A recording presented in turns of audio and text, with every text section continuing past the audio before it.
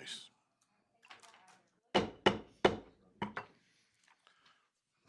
We're going to open our Tuesday workshop, October 21st, 2025, a little after 5 o'clock. Call to order, declaration of quorum.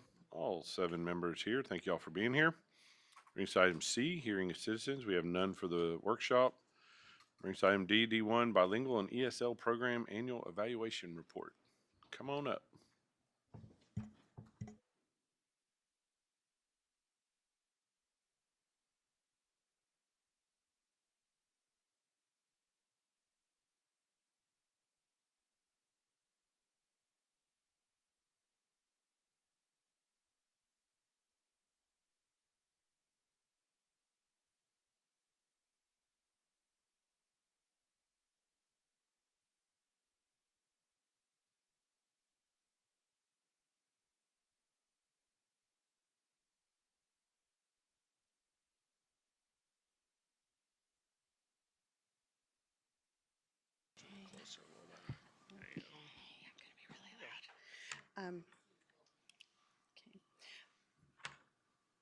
This evening I'll be presenting the Bilingual Education and ESL Programs Report. Our presentation targets will be an overview of the bilingual ESL program, student demographic information, academic and English language proficiency progress, budget considerations, staffing and professional development, and there'll be time for questions at the end. It's very likely you've seen this data through the school improvement presentation or accountability, so tonight will be a quick summary. As we move through the presentation, I'll just call out what stands out the most. As we focus the presentation, the program is going to involve our emergent bilingual students who are served through our bilingual programs pre-K through 6 or ESL program pre-K through 12. The languages that are represented, our top language is English, but the second most represented language continues to be Spanish. In terms of students being served in our programs, the notable thing that has actually happened this year, the number of students in our bilingual program are closely approaching the number of students in our ESL program. So can you go back to that one? Do you have those actual numbers? That seems like a big jump. I can't really see the total increases. Like how many total increased students is that? From last year, I'm sorry, I didn't. You don't, I okay, didn't yeah, include it's that hard on to this see on slide. there, okay. Yeah, sorry. The one on the bottom My for apologies. the ESL and bilingual looks real, or I guess the bilingual looks really steep, but it looks like 400 more kids. Okay, right? Is it 400 more kids? Is that Yeah, where that, past the sniff test? yeah, where that dot is, it looks like it's 525, give or take 896. And then ESL students look to be probably closer to 700 to 933. Yeah.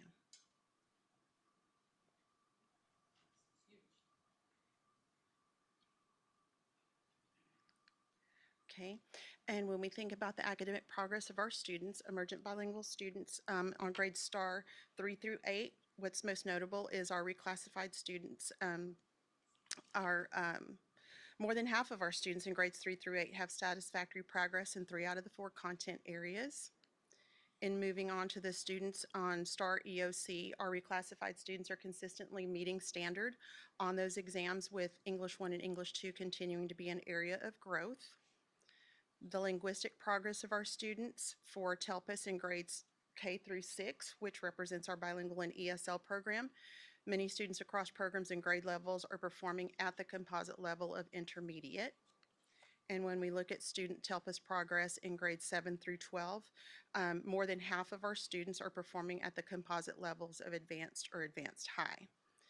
The only new data points I have to share with you this evening are our Lost Links Spanish progress monitoring, which is a requirement as we monitor the proficiency in the partner language of our dual language program, which is Spanish. Our kindergartners and first graders were measured in their proficiencies in listening and speaking, and many of them are progressing well on that.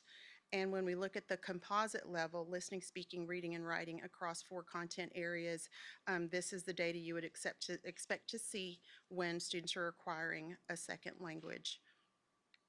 The goal for our emergent bilingual students is to meet that reclassification criteria, which is scoring advanced high on TELPUS, meeting standard on a reading assessment, as well as a positive teacher subjective evaluation, And I'm very proud to report that this year we had 145 students meet reclassification criteria across all schools and all grade levels. Budget considerations, we have our state bilingual education allotment, our local budget, and we were fortunate enough to get our federal funds this year. All of that is used to serve our students. The most notable thing in our program is out of the 46 dual language teachers that we need to serve our students, 38 of them are fully certified. As far as our ESL program, we have increased the number of teachers that serve elementary students from 283 to 337, as well as increasing the number of secondary teachers from 51 to 76. All that being said, we have a lot of students with a lot of needs, and part of that is having a fully certified bilingual or ESL teacher. If they do not, we are required to file an exception or a waiver. This year, we will be having to file an exception and a waiver, but what I'm most proud of is that our teachers who are not certified are participating in our Grow Your Own Strive program. And this is preliminary data snapshot, and this is due before November 1st. So there's time for teachers to turn in, get that certification completed. In order to support our program and our educators, we have professional development through collaborative team meetings, provide compliance training. Our focus this year will be that teacher certification training, as well as planning for the implementation of the new English language proficiency standards for the fall. And our next steps are to evaluate the effectiveness of the resources we've invested in, expanding our Summer Language Academy, and the development of our Emergent Bilingual Family Advisory Committee. So if you have any questions, I might be able to answer them.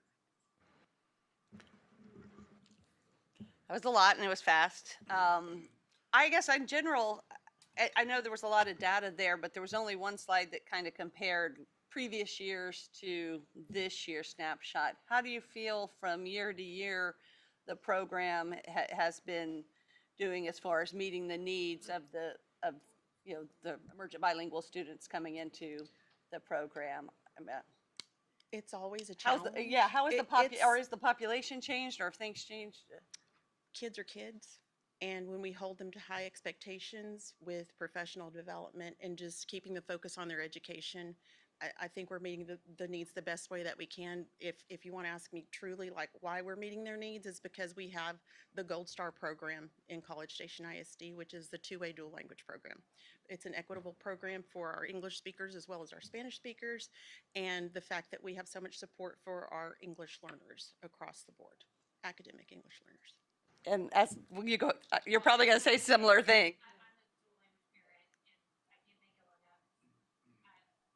My microphone. It's a wonderful program. I just want our community to know that. I mean, my children are both completely fluent in Spanish, and it's amazing, and scored well on tests. I'm curious though, and I hate that I don't know this. What is the Summer Language Academy? I don't. Just out of curiosity, I don't remember hearing about that. But we've been out for a little bit. No, that's fine. The Summer Language Academy is what we call our summer programs. It's been rebranded. It's not summer school. It's not necessarily a remediation. We're the only program we're required to offer for our emergent bilingual students is our pre-K and kinder program. We use our additional funds to support our newcomers that are in grades we've done a high school academy as well as an elementary academy. Many of these students aren't able to attend the acceleration academy because of the linguistic needs. So we partner right along those programs and provide intensive English support in the areas of listening, speaking, reading, and writing, academic English, based on their TELPA scores, their Lost Link scores, and sometimes MAP scores if that's applicable. You're welcome. Thank you. Yeah, I also, go ahead, dear. Just back on the dual language, because we both were dual language parents and both fans of the program. So, and looking at those numbers of growth, so how many are we been adding new classrooms? Are we kind of just a general update on how is the dual language program doing at our still three elementary campuses and one intermediate, and have we been adding new classrooms, those kind of things? And also I'd say, as it looks like more English language learners are coming in, are we also being able to match the number of native English speakers that are in the program? Kind of just a general update on it. I'll try to remember all of that. Our emergent bilingual programs are designed to meet the needs of our emergent bilingual learners. So there has been a shift in the revision of Chapter 89, moving from a 50-50 language allocation as well as a 50-50 demographic composition of the classroom because of the high needs for the bilingual programs, districts wanting the Gold Star program of a two-way program. Rather than having a 50-50 split for student participation, it is now a 2/3, 1/3 participation because as we know, it's quite costly to add another unit. We add additional units as we can. Currently, our fourth grade cohort has 8 classrooms that will be hitting Oakwood next year. So, did I answer all of the questions? Is there anything else? One intermediate, Oakwood. Yes, ma'am. Yes, yes. Mr. Payne. I was just curious about for our younger students to get enrolled. What's the education like? What gets them enrolled? Are they learning about it when they get there, and then why do you see kids signing up when they're younger? I'm just curious, anecdotal. Anecdotal, Yeah. because they're sponges. Yeah. And being bilingual just truly opens up a lot of different avenues for you. And living in Texas, it's beneficial to speak Spanish, even Vietnamese in some areas. That is the next language in the state of Texas that is being represented across the board. So, you bet. And I think I remember going through the presentation of why anybody would want to be in the program. Obviously, it's a state or a federal required program for emergent bilingual students, but for some of the other folks who joined the program, I remember the discussion of how not only is it that picking up that other language, but it's the fact that these young kids are working a different part of their brain. It is a challenging learning environment if the students are up for it, right? I think that's another academic benefit that they're offered. At least that's what y'all told us. I think so too. It still is. Yes. Okay. Thank you for your time. That'll bring us to item D2, review board policy FDA local. Yeah, you've got a I should- copy of current FDA local in front of you. You've got some red line and then some blue lines of what that would look like if we tweak this policy. This is our inter-district transfer policy, which you also call out-of-district transfer policy. The district's policy over the course of many years have been pretty rigid. Only employees who live outside the district could bring their child into College Station ISD to attend school. Anyone else outside of that window or someone who lived here and then moved away at the end of that school year, they would have to transfer to another school district. We've had conversations one-on-one with each of you, as well as some discussion in a board meeting of ways to generate additional income. As a district, our demographer's report has been high every year. We're not close to the numbers that they're telling us we're going to be at. Our enrollment this year, we are about 300 kids less than what we budgeted for, which is a little over $2 million. And so it's problematic. You know, funding in the state of Texas has been a concern for public educators for the last 100 years. It'll be a concern for the next 100 years. If you look at what just happened in the last legislative session, I think there's cause to be even bigger concern. Heather's at a conference right now. She sent me some data today in a text message. Depending on what data you look at, we fund students in the state of Texas ranked either 38th or 48th, depending on which one you're looking at. And the new number that just came out today that I find really interesting, our voucher program will rank #1 in the United States with how much money we give for voucher programs. So I think when you look at those two metrics, we can do one or two things. We can sit back and not do anything and pray every 2 years that the state's going to finally do something to help us, or we can get more proactive and try to do what we can to make sure we're taking care of our kids. We've established we do have space at multiple campuses in our school district that we could take additional students. I was part of a district several years ago when I took that job as superintendent. They had been taking out of district transfers for 2 years. So I ran that program for about 6 years. The district started growing heavily, and so we backed off. Everybody that was on a transfer could be grandfathered in, but we didn't take any new transfers. We kind of capped that piece off. I do not see anything in our demographic study that would lead me to think the numbers are accurate of where we're going to be in the next 7 or 8 years. Generally, they're very accurate for 3 to 5. Once you get 6, 7, 8, 9, 10, it's a guesstimate, and a lot of things can change in between now and then. That's why we'll keep an eye on things and see what we need to do. But my recommendation and what I want to talk about today is your opinion. We're not taking a vote on this. Is feedback from each one of you on taking out of district transfers, just to kind of give you an idea. It's not an open district, so there you get open enrollment is thrown around a lot, and that's not what this would be. Open enrollment would be you could transfer in, and we're going to accept you.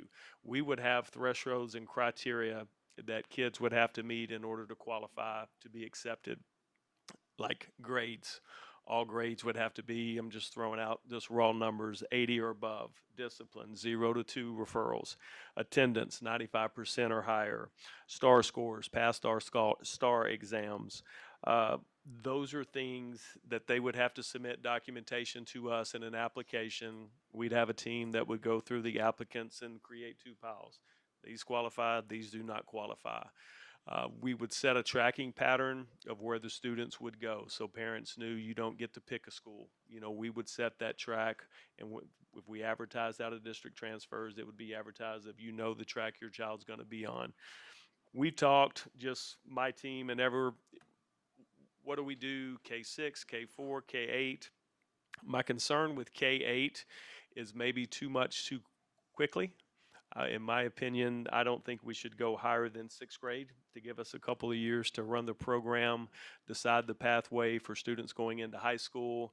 And we've kind of settled on, if we get to that point, kids in high school would be a straight lottery draw. That way we don't have kids picking a particular high school because I want to play football here, I want to play baseball, I want to be in this band. It would be a straight lottery draw of what high school that they would go to. That would be the most equitable way in order to do it, and also our way of policing someone not choosing a campus for UIL purposes. So that's basically kind of what we want to talk about. This policy, and we will come back and have another discussion. There's also a part of our district of innovation plan that we could revise, that we could add a clause that if a student was not meeting our expectations during a school year, they could be removed and have to go back to wherever their home campus was outside of our school district. So it gives a little teeth if we had a child that got into a bunch of discipline issues, that they would be removed. In my 6 or 7 years running that program in the previous district, I think I revoked only 2 transfers. We had 0 issues with kids that were coming in. When parents are willing to drive their kids in, they hit the 4 metrics to qualify for applying.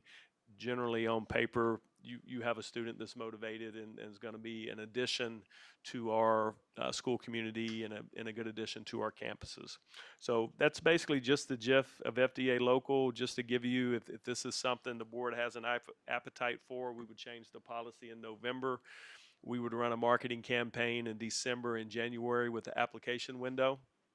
By the middle to end of February, parents would get a letter from us. Your kid qualified for an applicant, they'll be going to X school, or they did not qualify, and then we would have a chance before we go out for teacher contracts and things of how we need to staff campuses to make sure we're prepared in early spring and have all that set long before May, end of May gets here.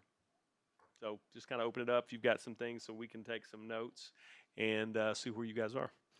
I think the benefit is, there's often criticisms of what we can and can't do, but we have to try to innovate, and there's a lot of limitations with that. And I think this is a way for us to be innovative. So I think that sounds great.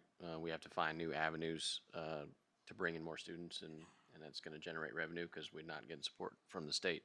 I'm curious, you mentioned the lottery program makes sense, but what about, if they're specific where they want to come in and swim, so Consol's the only place they're going to go, would that how would we factor those kind of things? Yeah, we would. I want to do some more research with some larger districts that have had that. I think if there's a particular program outside of, if there's a program that each school doesn't offer, I think letting them have that choice, I'm not necessarily opposed to that at all. But I think, like you're saying, the swim for Consol, if a child's a swimmer and wants to swim and their draw is College Station High School, I think probably need to let them stay here at Consol. We're just trying to eliminate if we have duplicate programs that they can't pick and choose. And then it becomes, one high school, this one year is the hot school everybody wants to go to, and then we're creating some inequities that really wouldn't be fair. So it would give us a couple years to work with some other districts to figure out how they kind of police that, to make sure we're making an informed decision and something that would be equitable for everybody.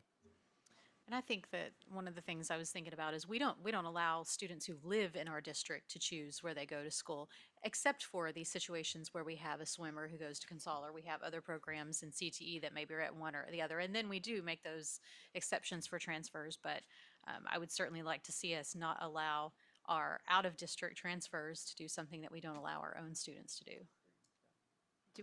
Do we put limits on, like, what if we get 100 people applying for kindergarten? Like, how do we handle the different grade levels if we go K through 6? Do we try to even it out? And then I'm assuming also at kinder, we don't have any of that data we're wanting. Is it kind of just a gamble on? They would reapply every year. And so every year they would turn in the documentation that we need in order to keep track. So every year they would have to, because there may be a year everything's in order, and then the next year, something happens attendance-wise or discipline gets bad, and so they would reapply every year, and they're not guaranteed that they would be a part then. Now they do recommend on the FDA local that in order for us to remove a child, that it needs to be based on discipline and attendance, not grades. And I was always good with that. We never removed a child who didn't pass a STAR test. If they came to me and they're in our school district and they didn't pass STAR, well, that's on us. And so it was just grades and discipline are the two criteria for any sort of removal. We've seen the special education grow. So what does that look like with special education? Yeah, as far there as- is zero discrimination. It's kind of like anybody can apply, and being in a special education program would not keep them from being a part of our school district. And then on page 2 where it says unless required by law, would that be like a special education need? No, does required that by say? law would, I believe, the requirement to travel by law with special education transportation is only in district. Some of the transportation required by law would be possibly for McKinney-Vento with potential homeless children. But this really wouldn't fit in this context. Would we expect, given our reputation with SPED and the growth that we've seen there, would we expect to, and I realize you probably don't know, do we think we'd get a lot more? In my previous district, that was one of the largest increases we had was in special education. Yes, it was. I'm gonna play devil's advocate. Yeah. There's special education teachers in this district that might just hear this and go, oh, no. So you mentioned earlier the staffing piece, but we also understand that special education is very difficult to staff for. So now it's a double-edged sword for us as a district. So I guess that's where the application piece comes into play where, hey, sorry, we can't staff it to fit the amount of applications that we might Correct. be able to. That would be part of it. Because we're gonna protect what we have. I mean, that's just where we're at. Absolutely. We could look historically too on how many new special education teachers we've hired, let's say over the last 5 years in each year, and trying to anticipate what that number would look like. But that would absolutely be a determining factor. Because what we would do is look at our current programs and see what space we've had. And if kids qualify a particular space, could we take additional children there or not? And if staffing is an issue, then that would be the disqualification, would be staffing. And all of that would be outlined in our application process. You apply, you could check every box and you may not get there. We may be at a standpoint where we're thinking 300 kids, give or take, and let's say we have 500 applications. Well, we may not be able to take 500 that first year. I was really curious on how many you think is kind of the right amount to start with at a maximum to be, since this is new to our district and A lot of unknowns with other things. Yeah. I mean, we still have, I would say 300 to 400, depending on the grade levels, where we're going to get. If we went K through 6, the feeder pattern we would probably establish would be Creekview and Cy Grove. But we've also got some additional campuses that could take on additional kids as well. And so, kind of like create a board on our last demographic study of where we've got some movement and some flexibility. Rock Prairie is getting in additional classroom spaces here this next year. They've got space there that's available. We'd probably try to keep it as a true 2 campuses the first year, but I could see that particularly branching out to some other campuses because we do have some space that we could do that. and can you address, because some of the questions I had from folks was that that the idea would necessarily be increasing class sizes, right? How would we manage that so it wouldn't be Yeah, increasing existing class Basically, sizes? we've got raw numbers that we're running for grade levels. So Mike right now at Creekview, we know his seat count for K4. And so if I've got 40 first graders coming in, I've got 50 third graders, then we do the math on how many new teaching positions he would need. So it would depend on applications too then, right? Because we don't know. Right. We don't know how many we're going to get. And then we look at where do we have room and where do we not. Correct. We don't have a magic number. Now, once you've done it for a year and you get applications to come back and you see how many new, and then at that point, you've got thresholds that you know how many you could take. Yeah, the first year would be pretty much more wide open. And I just think the concern still is, yeah, we don't know how many would come, but if we're just plugging in a few additionals to, already some crowded classrooms, but I'm not saying come, That I'm would saying not be apply. ideal. We don't know how many would actually apply. 100% agree. I was saying, but what's a maximum that we think we could handle for our capacity? Don't really know because 300 to 400 is what we didn't have. yeah, You we said would we're hire down, we so- would hire new teachers. So yeah, it would be there. Yes. Yeah, and I don't, we have one classroom over 22 to 1 in K4, so we're not over capacity in K4 classrooms. You don't add 300 to 400 kids without adding new teachers, right? Of course. Exactly. I just want to clarify. That's what I see. I do think one thing, another question I had is that if a kid comes in and, yes, we want to reapply, they got to make sure they're meeting the ongoing criteria, right? Are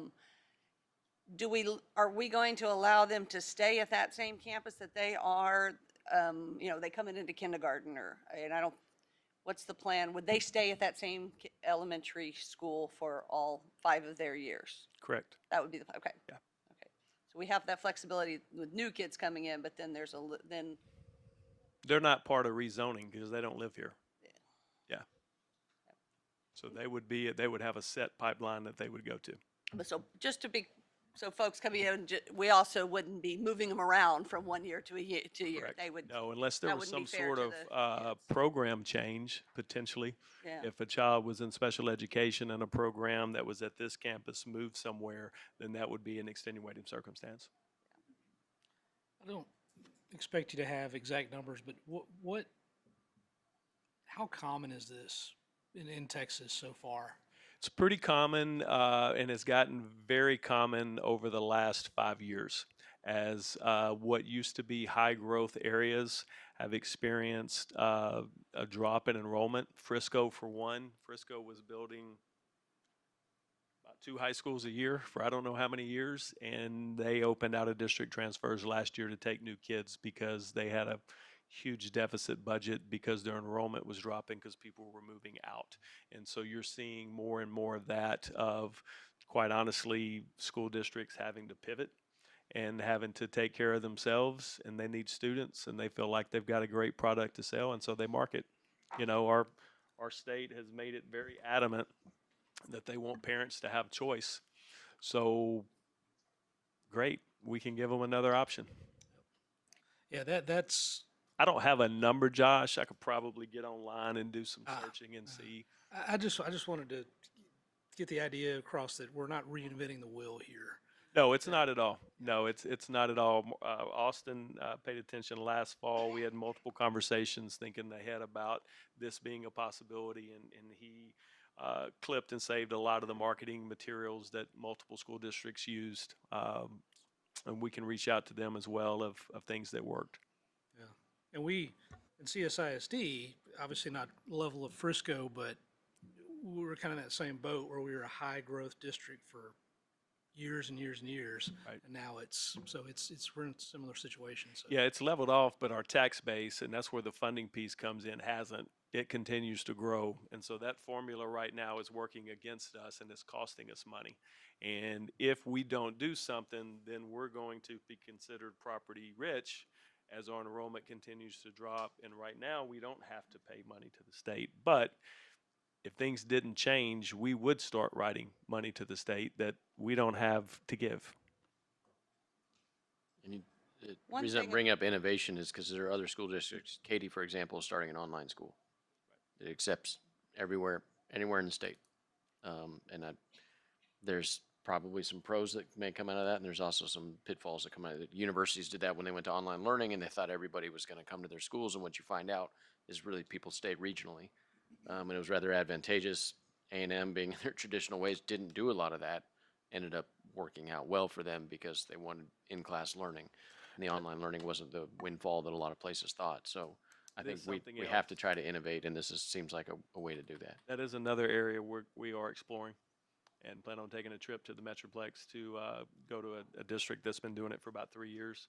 And that would be something that we would explore opening in 27, 28. Only not a K-12 model, more than likely a 9-12 model. I mean, and we're not going to be out there twisting any arms to make anybody come to our district, right? This is just an opportunity that we're opening, and we have to believe. Well, we have to believe that we have a product that people want. We have to Right. believe that we're doing a good job with student success and supporting our students and helping them learn, and that there may be some others out there that want that. So I think there's a lot of unknown. I mean, we're jumping into something that we haven't done before, but we're giving an opportunity for other students that they may want to take. I think it's a great opportunity too to make some money. I do want us to take it cautiously and maybe with some kind of slower pace to make sure, that's what I would like to see, make sure we work out the kinks in it and it is not causing any unforeseen issues that we hadn't expected. I think the one other question on the funding, because obviously the funding follows the student. That's the whole reason we're doing this. And the full funding formula for their weighted funding, whatever their classes they're in would follow them, right? Everything follows. The only difference is they're not a taxpayer. Or like the bonds and Or so, a taxpayer or a voter in College Station ISD, correct. right? I guess the only thing that then in the back of my head, because I've mentioned it a few times lately, there are still some pieces of that funding formula that we know don't meet the full needs of what we offer, right? We are providing above and beyond in some cases for some services more than what the state in the funding formula provides, right? Like special education, like you mentioned, is one. So that would be one concern maybe in the back of my mind. And I don't know if other districts, how they've dealt with that or seen that it doesn't cause an undue burden financially in some specific cases.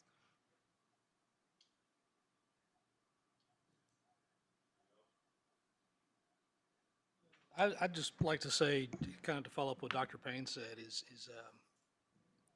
I appreciate the administration looking outside the box when it comes to this. So, we quite often, especially when you have a school district like College Station, where we've had a certain level of success over a number of years, you get, I don't want to say complacent, but you are less likely to try innovative things. And if you don't do that, then you stay at that certain level. And so doing this, again, it is not a lifetime commitment. And so to follow up on some of the concerns is you try it for a year or two, and if it works, that's awesome.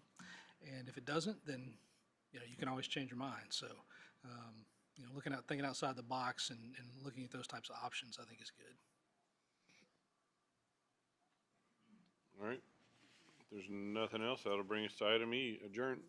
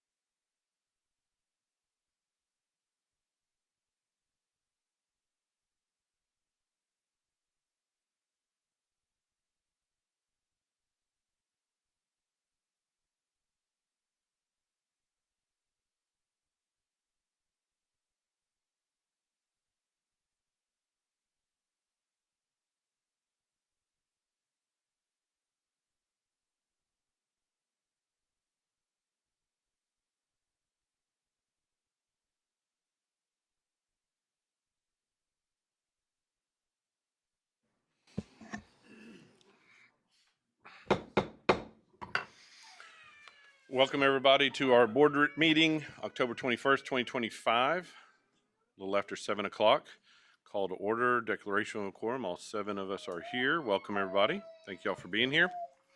Welcome to this meeting of the College Station Independent School District Board of Trustees. We are elected at large to represent the interests of our community and our state in educating our students. Our mission for our students in this district is success each life, each day, each hour.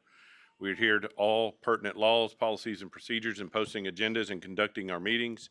The detailed agenda information was made available to us at least 3 business days in advance, and we've all come to this meeting informed and prepared.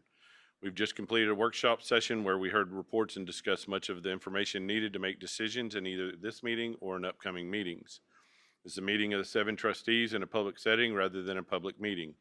As such, public comment is included on the agenda at a specific time and requires us to listen rather than take action so as to abide by the Open Meetings Act. We're pleased that you've taken the time this evening to join us. We're very proud of this school district and we thank you for your interest in and support of our students. We will begin with recognitions from all 3 of our high schools. Pledge allegiance.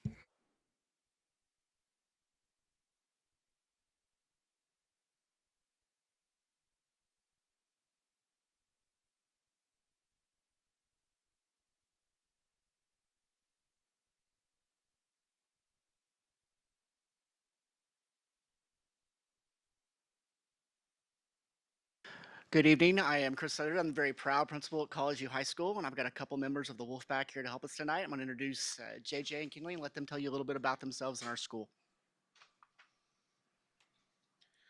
Hello, my name is JJ or Jonathan, whichever you prefer.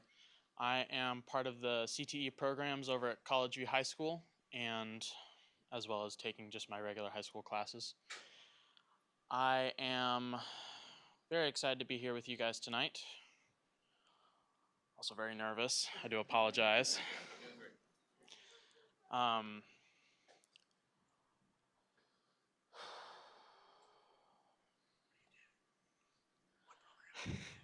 programs are you in? I'm a part of our construction program over at College View. Twice a week, we bus out to the Blinn Rellis College and we learn skills and trades necessary for, oh my goodness, learn skills and trades necessary for jobs and workplaces where those skills are necessary and required. One of our most recent certifications is basic HVAC, so heating and air conditioning. We love it. We're in it right now. It's awesome. Super important. So that is one of the big things that we have recently learned, and overall, our programs over at College View are awesome, and they're giving me all the skills and experience I need to go into the workforce.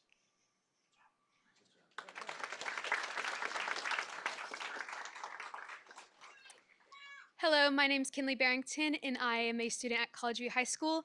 I'm a sophomore, and I'm a part of our digital arts and animation pathway. It helps us learn different things that we'll need for like photography or Photoshop, things like that. I'm secretary of our Skills USA team, and I'm also the secretary for NHS.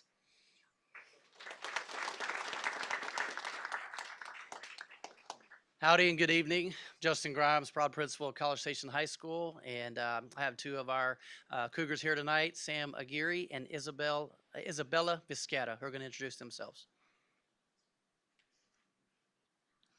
Hi, I'm Isabella Vizquera. I am part of the first ever all-female drum major team of College Station High School Cougar Band. Yep. I am the head drum major for the Cougar Band, and one thing I love about CSHS is the open culture that we have, the very positive culture that we have, and that gives us opportunities to talk about anything and improve in anything, especially leadership, which is something I'm very passionate about. And I also want to say I love our teachers, including my mom, CSHS teacher there. So yeah, I love CSHS. Thank you.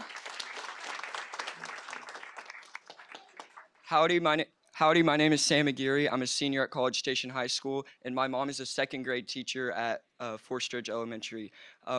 One thing I like about College Station High School are the Cougar qualities and how the teachers and staff work hard every day to embody those and instill them into the students there.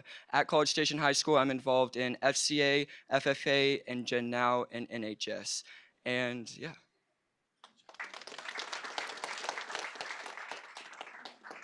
Good evening. My name is Gwen Elder, and I'm the proud principal of A&M Consolidated High School. We do have two Tigers that will come up and introduce themselves. Hey y'all, I'm the student body president at Consol. My name is Ava Sutherland. At school, I'm involved in NHS, National Honor Society, and environmental photography, as well as my track team. And after high school, I really want to study astrophysics, hopefully at TU. Sorry, guys. Um, But my favorite thing about Consol would have to be our student body. Like, we are just so passionate and driven, especially if you've been to any of our football games or pep rallies, you will see at like the CSHS game this year, we are a loud crowd. We show up and show out. So, yeah.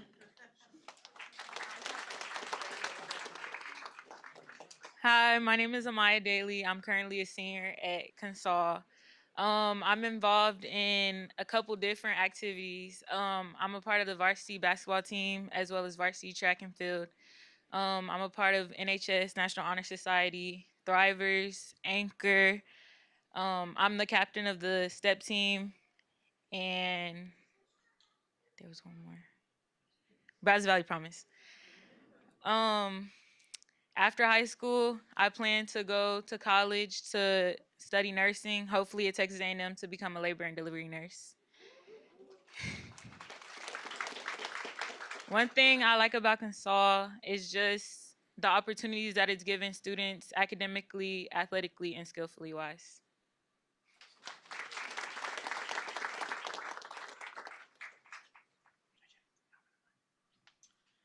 And now for the pledges. I pledge allegiance to the flag of the United States of America and to the republic for which it stands, one nation, under God, indivisible, with liberty and justice for all. And now for the Texas pledge. Honor the Texas flag. I pledge allegiance to thee, Texas, one state, under God, one and indivisible. Please remain standing for a moment of silence.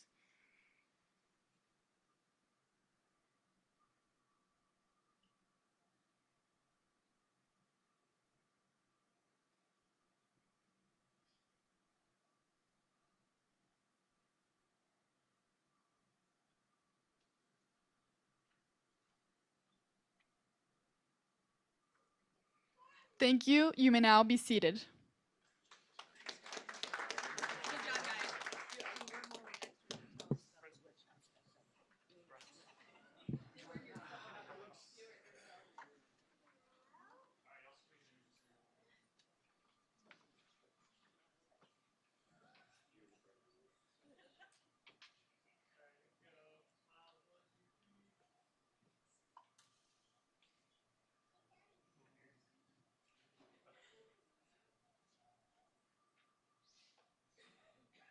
Thank you, guys.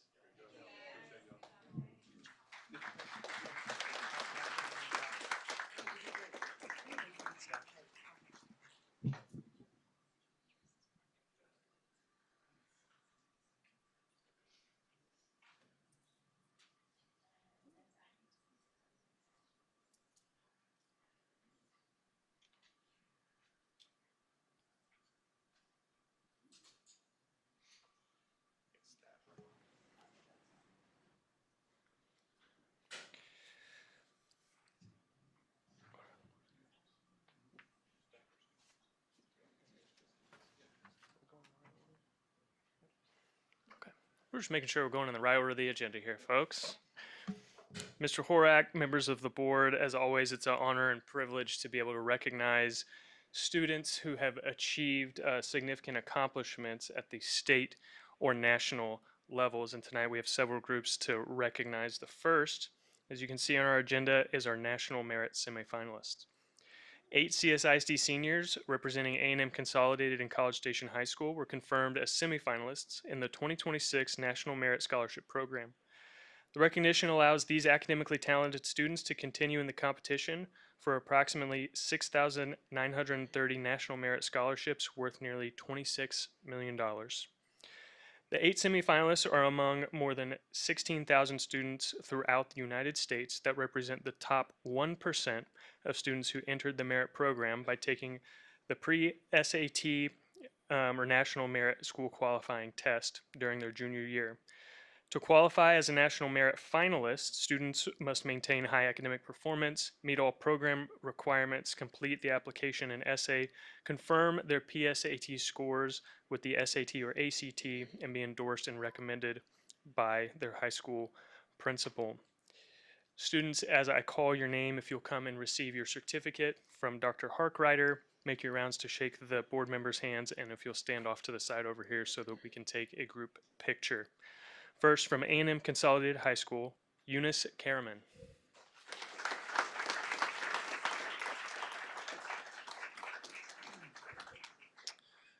From A&M Consolidated High School, Kate Kavanaugh.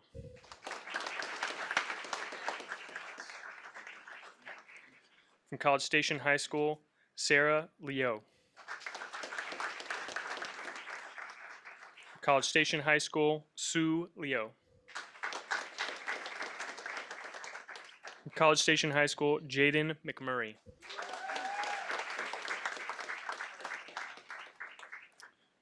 From A&M Consolidated High School, Neil Pang.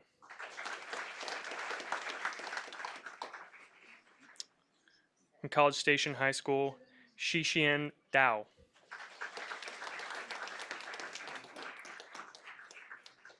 From College Station High School, Megan Wagner.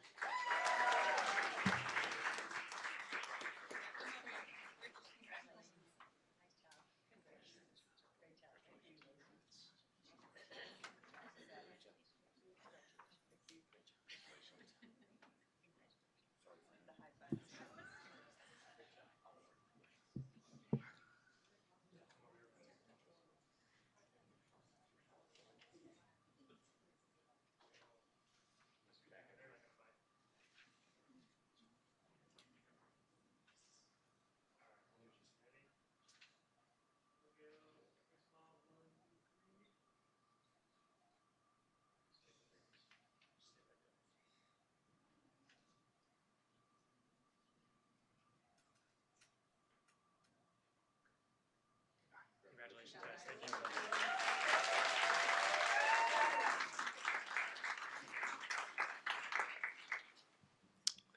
Next, also a part of the National Merit Program are our commended students. 33 CSISD seniors have been designated commended students by the National Merit Scholarship Corporation in recognition of their outstanding ability and potential for academic success in college. These academically talented students are among more than 2/3, approximately 34,000, of high scores on the pre-SAT and National Merit Scholarship Qualifying Test. The National Merit Program honors these students by sending letters of commendation to them through their high schools. And although these students will not continue in the competition for National Merit Scholarships, some may be candidates for special scholarships offered by corporate sponsors. And we'll start by reading names from A&M Consolidated High School. Murray Deckers. James Ellison. Elizabeth Gregory. Alicia Gu. AJ Gandana. Margaret Huffenberger. Jaden Guak. Madison McCauley. Christian Mogford. Rachel Moran.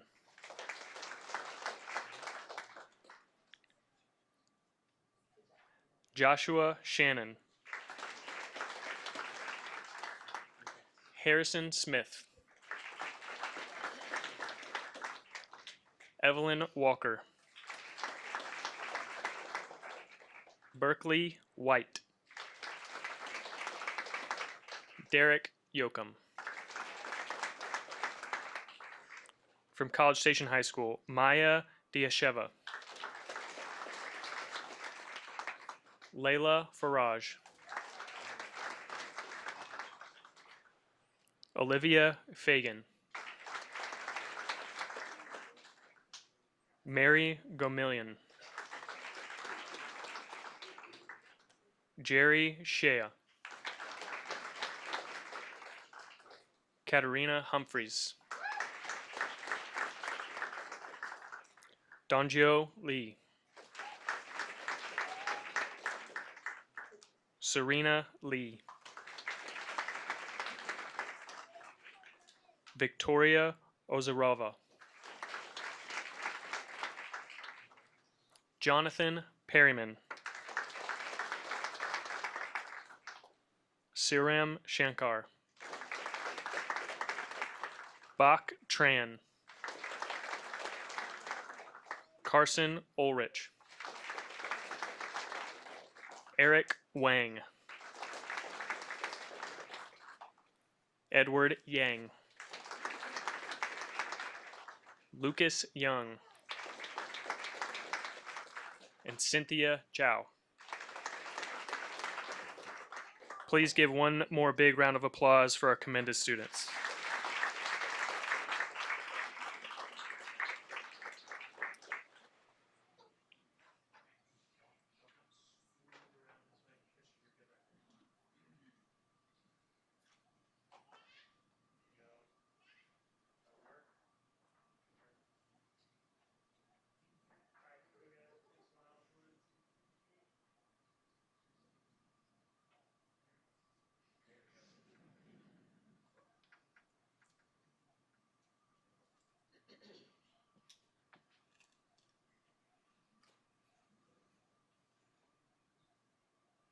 All right, congratulations, guys. You guys take a seat.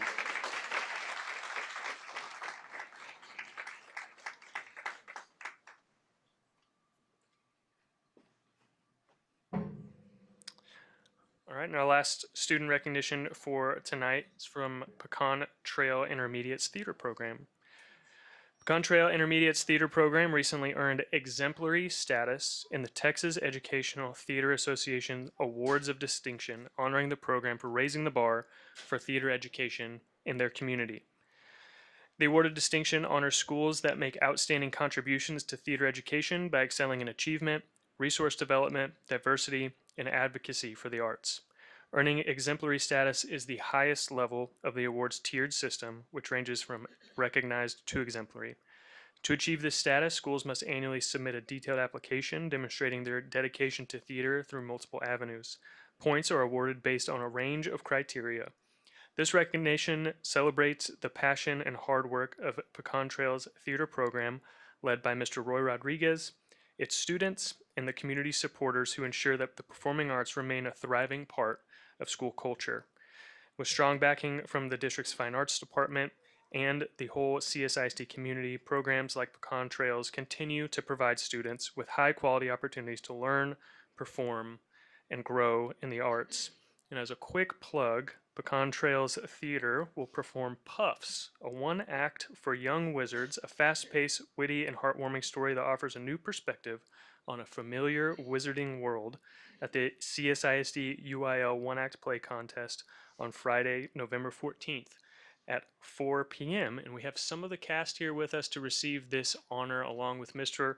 Rodriguez. We have Reggie Hill. Come on, Reggie.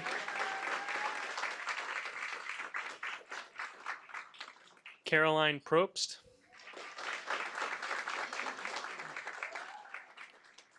Bridget Given. Keely Durkowski. Emily Bishop. Mr. Walt Parkerson.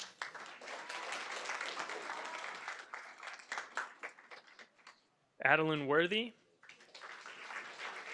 And of course, Mr. Roy Rodriguez, Theater Director over at Pecan Trail. Please give him a round of applause as well.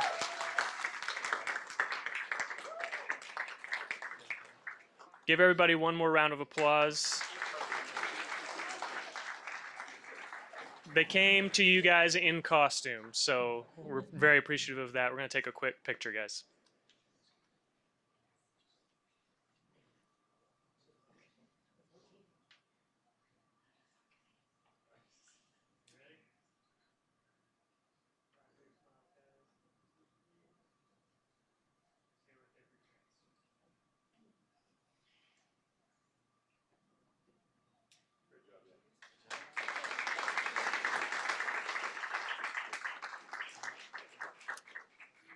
All right, next we'll bring our principals back up to recognize our staff members.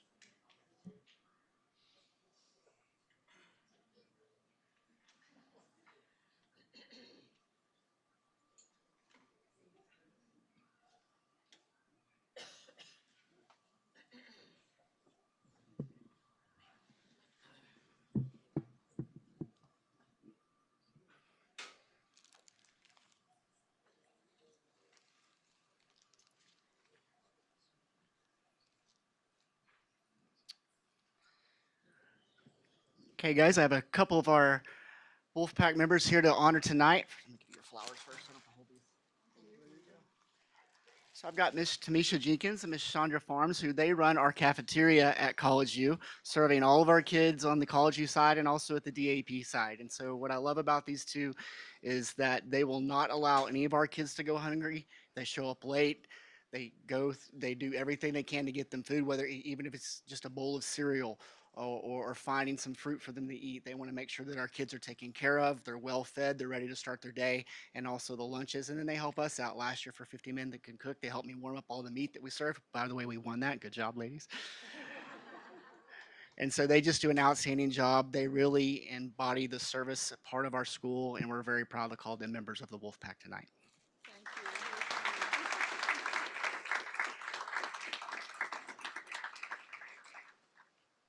Okay, I'm back again. So one of the things that we talked about as my admin team, we met last week, and of the 140-ish employees that we have on campus, it came down to these two groups of people. So I'm going to ask my head cross-country coach, Coach Branch, come up, and then my department heads, if you ladies will come up.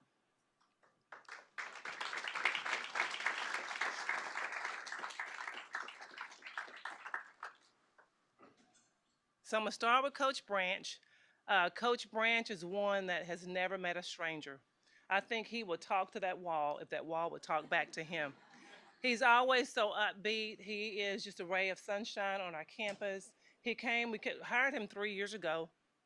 And not only does he mold our student athletes on the track field, he does a great job of molding those athletes in the classroom. Coach Branch, we appreciate your dedication. We appreciate all that you have given us in our cross-country program. He's been on our campus 3 years. And of the 3 years that he's been on campus, he's gone to state every single time. Talking about raising that bar high. And so we thank you for everything that you do. And so as a token of our appreciation, we know you love Hershey's chocolate bars. And so we have you an arrangement of chocolate bars. So thank you so much. And so next we have our department heads. We have Kayla Holmes, we have Emily Crosswaite, and we have Lindsay Zahn. Michelle Jetlica is also a department head. She's away.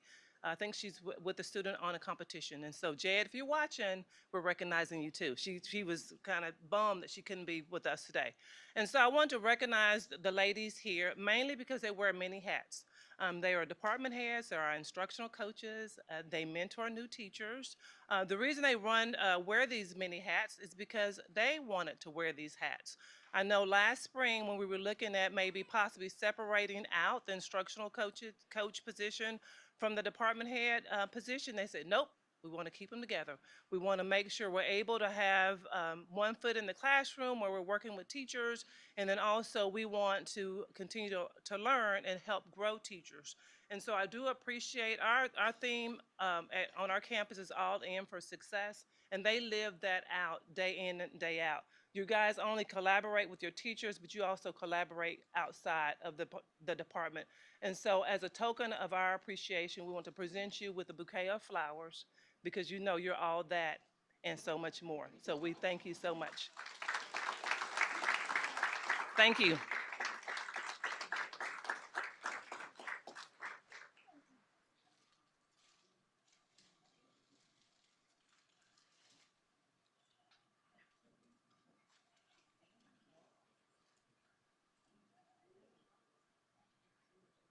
I'm going to ask Miss Tina and Miss Connie to head this way, but while they're walking up here, I'm going to tell a little bit about them. Raise your hand if you're responsible for feeding your family at the house. Like you're the person responsible for cooking. Okay. Raise your hand if you're responsible for cleaning your teenager's room at your house. Okay, so this should resonate with a lot of people in this room. This is always a really hard night for me because there's so many people that I would love to bring up here, but I wanted to make sure that I recognize two very, very important people to our Cougar family, and that is Miss Connie Castaneda and Miss Tina Hawkins. And I'm going to talk about each one of them very, very briefly, but that does not mean that I don't have a lot to say. So Miss Connie Castaneda is our cafeteria manager.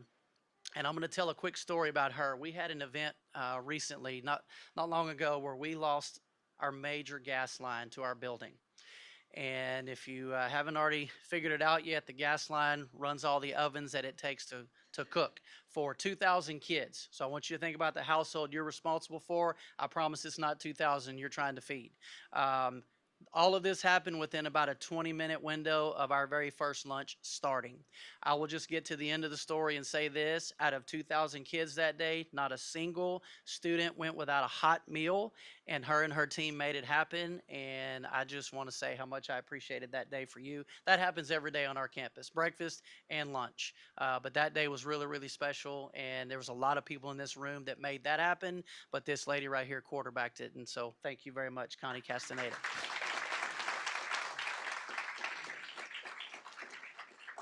Now, if you've ever had to clean up for your teenager, all right, think about your house. It's probably 4-digit square footage. We have a 6-digit square foot that she's responsible for. 450,000 square foot, 3 stories, actually 4 stories, including outbuildings. And she's responsible for her team. And every day, our building is clean, it is safe, it smells good. Our kids are very, very lucky to have Miss Tina quarterbacking our team of custodians and making it happen every day, cleaning up after them in the restrooms, cleaning up after them in the classrooms. And I tell you what, she makes it happen, and I don't know where we would be without her. And I can't say enough about Miss Tina Hawkins. Thank you.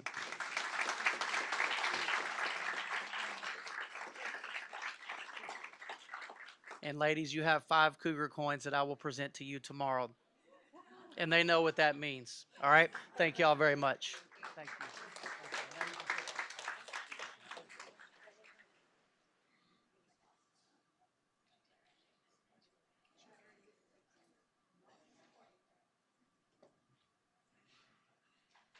Good evening, everybody. My name is Chuck Longwell. I'm the driver supervisor at Transportation. And making his way up here is our, what month is this, October? Employee of the month, Mr. Jimmy Luther.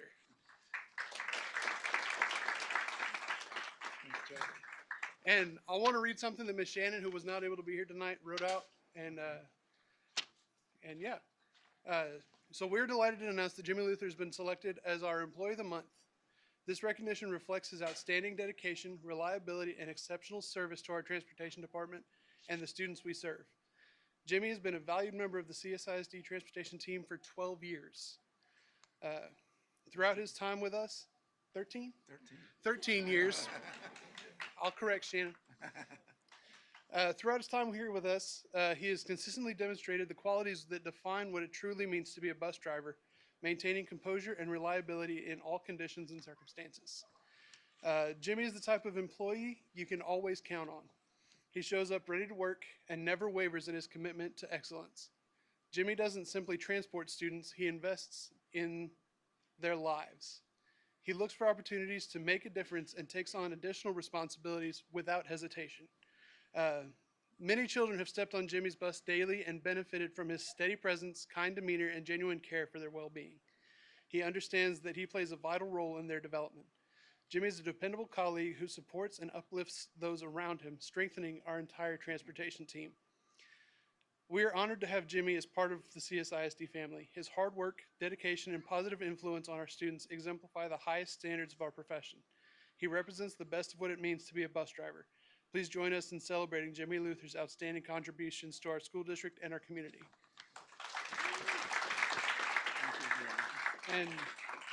And I have worked with Jimmy for all of those 13 years. And I can tell you that it has been an honor and a pleasure working with him.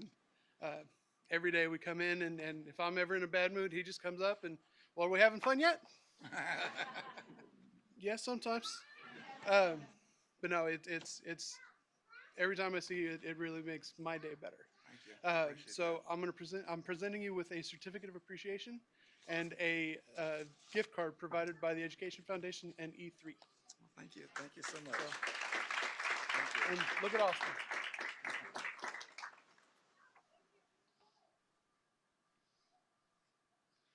Thank you so much. Appreciate you. Congratulations, Jim. Thank you, Mr. Simek. So I am here today to honor Mr. Longwell, who's usually here doing the honoring. And so Chuck doesn't know this, but he played a critical role for Ms. Wilson, our CFO, in gathering data, being readily available for her many nights, working late, many weekends, working, pulling data, running bus routes, learning new formulas, and applying all of that to help her throughout the process of what went on with redistricting or rezoning, if you will. And so Chuck, your attitude's been fantastic throughout this process. Can do, will do attitude. It doesn't go unnoticed. We greatly appreciate all that you do. So you get a certificate and a gift card from. Yeah, congratulations, man.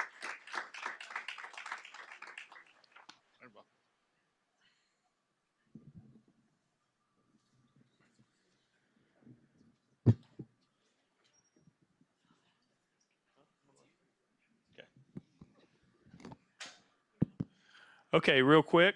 I know we've had a lot of recognitions, but I don't think there's anything better. No offense to things you approved during the board meeting. However, announcing and celebrating kids and staff members is awesome. So our last group, October, every year in the state of Texas and public education is Principals Month. And so we want to take a quick opportunity to thank the men and women that lead our campuses. Tell them this quite a bit. They've got the toughest job that I've ever had in the business, and I do not regret being back at a campus level. I'm not sure I could handle it now. So they do a wonderful job. I tell them all the time, our retention rate in this district's great because of the work that they do. They build great cultures where kids thrive, adults want to be a part of. It's a very difficult job. Their job mirrors a superintendent's job more than any job in this industry because they're responsible for every facet of that particular campus. So we thank you guys. We love you. We've got a little gift for you that we think you will find useful. And we just want you to know you're appreciated and valued 365 days a year. However, we get to draw special attention to it today. So thank you.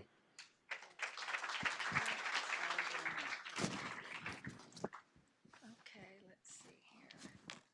Southwood Valley Elementary, Allie DeLuna.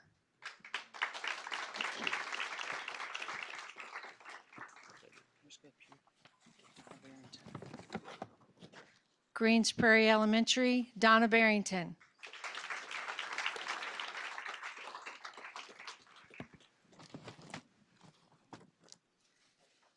Pebble Creek Elementary, Amanda Allen. Oh, sorry, I gotta turn. Rock Prairie Elementary, Don Newton.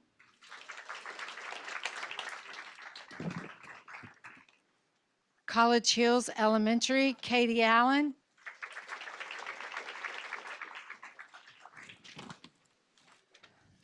Spring Creek Elementary, Mindy Chapa. She's not here. Forest Ridge Elementary, Teresa Cott. She's unable to be with us this evening. Creekview Elementary, Mike McKeever.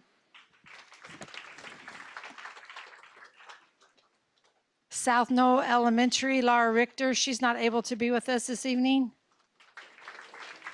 River Bend Elementary, Heather Sherman. Cypress Grove Intermediate, Piper Cameron, she's not able to be with us this evening. Oakwood Intermediate, Rocco Grande, he is not able to be here with us this evening. Pecan Trail Intermediate, Brittany Kane.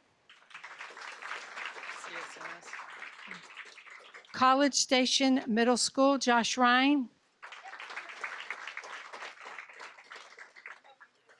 AMCMS, Omar Espedia. I didn't see him.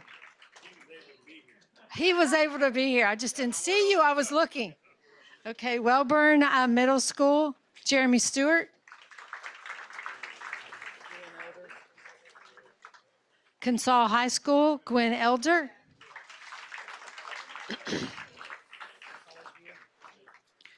College View High School, Chris Southard. And last but not least, College Station High School, Justin Grimes. We'd like to thank you guys for all that you do. Like Dr. Harkrider said, 365 days a year, you're always on call, 24/7.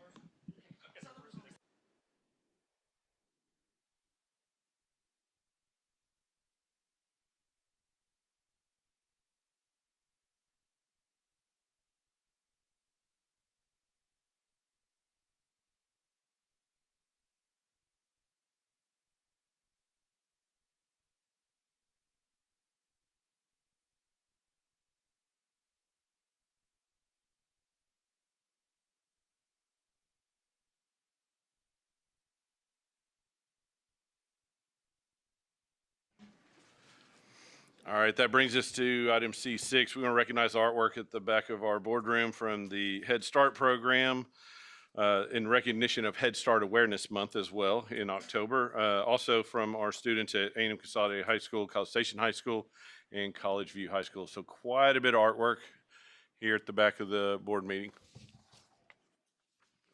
excuse me. That brings to item D1, board reports. Who'd like to go first? I'll start.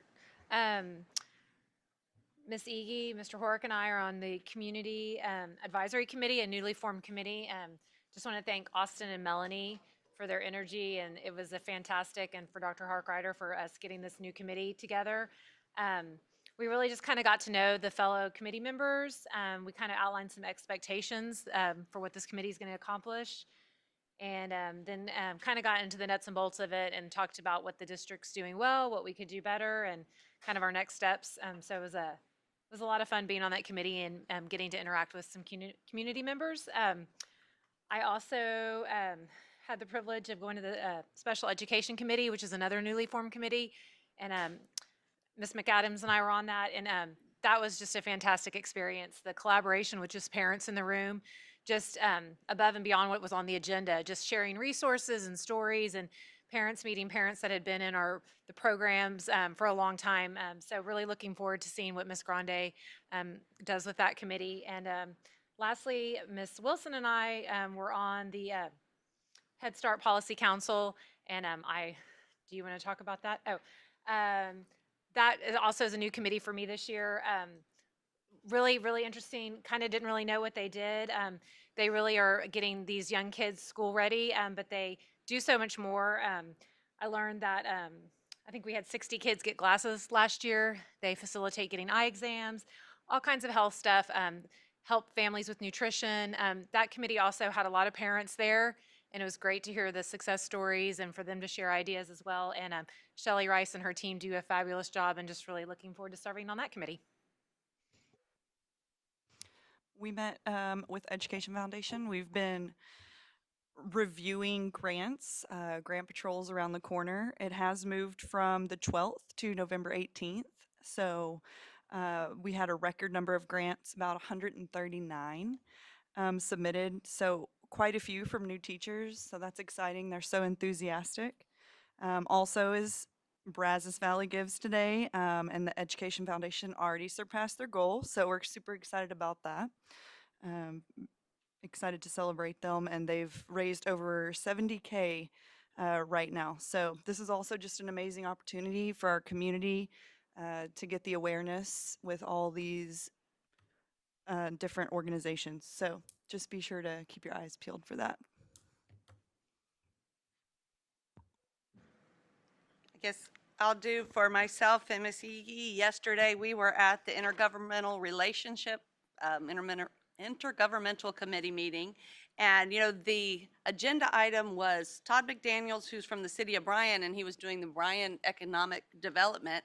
So at first I wasn't thinking it would be necessarily a lot that would impact us in College Station, but he started halfway through his presentation really talking about the job skills needed for a lot of the companies that are coming in to Bryan and to the greater Brazos Valley. And he started talking about the CTEC Center at Bryan and how most of the job skills that they need are not job skills coming out of Texas A&M. They're job skills that can come out of our, you know, CTE programs. And so I think it was a good reminder to me of the opportunities with our great CTE programs that, you know, that those students are going to have in our local community, whether it's in College Station businesses or Bryan businesses.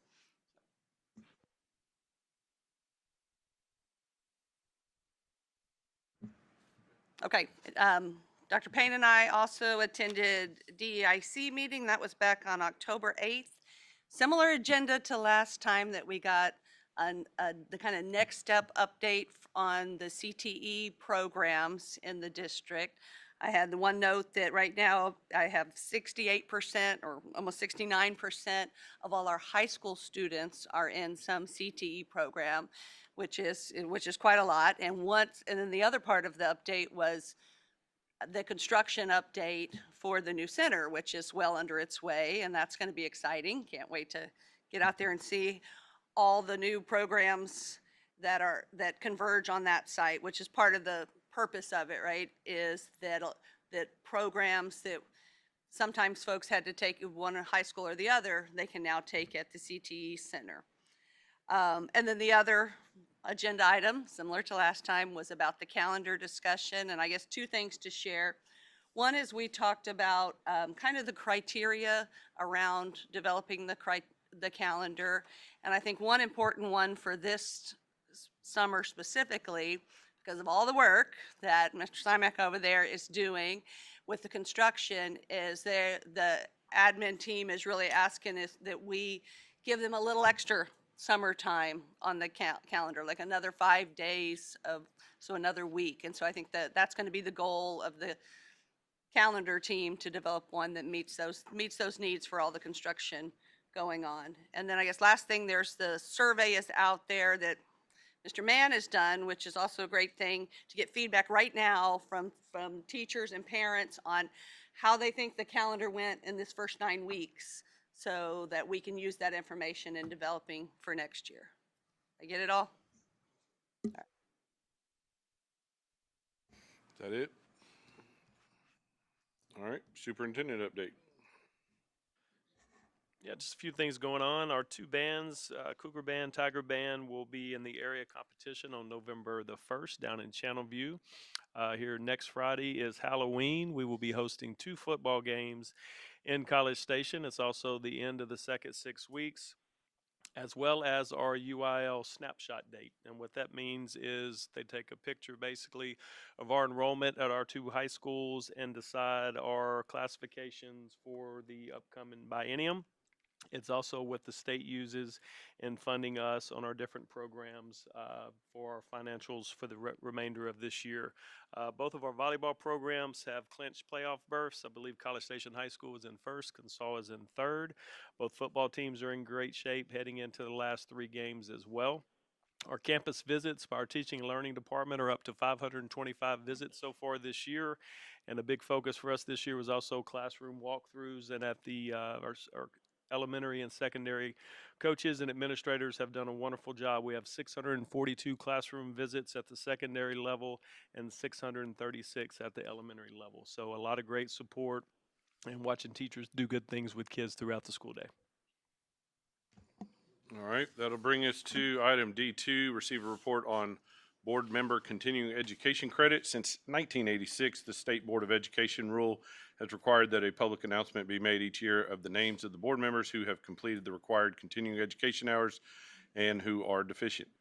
The annual required continuing education is a basic obligation and expectation of a sitting board member under State Board of Education rule. President shall share calls the minutes of the local board to reflect the information. Senate Bill 1566 is the bill that passed this. It changed the reporting board training hours from the last regular meeting of the calendar year to the last meeting held before an election of trustees. Board member trustee Dr. Darren Payne, place 1, exceeded. Trustee Kristen Wilson, place 2, exceeded. Trustee Josh Ben, place 3, completed. President Jeff Horak, place 4, exceeded. Trustee Kimberly McAdams, place 5, exceeded. Vice President Kim Ege, place 6, exceeded. Secretary Heather Simmons, place 7, exceeded. All College Station Independent School District School Board of Trustees have met or exceeded the minimum number of required continuing education hours, with the exception of Trustee Ben, who will complete the legislative update on November 3rd, 2025. Thank y'all for your dedication to the extra stuff that we do behind the scenes in getting properly educated, and especially with the legislative session with 133 slides. Good luck, Mr. Ben.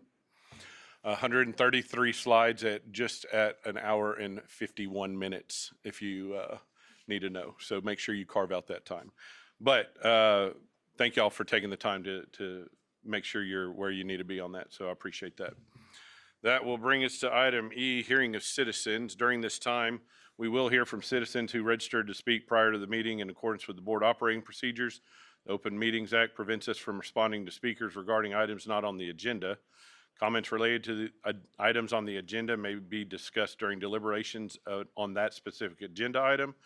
Public comments are limited to 3 minutes per person. Those needing an interpreter may have up to 6 minutes. Each person has one opportunity at the microphone regardless of minutes used. Unused minutes may not be accrued by another speaker. The executive assistant will time the comments and alert the president when time has expired. The board asks that those addressing the board refrain from derogatory comments. And our speaker, we have one tonight, is Miss Betsy Pickett. We're going to use the microphone right up here.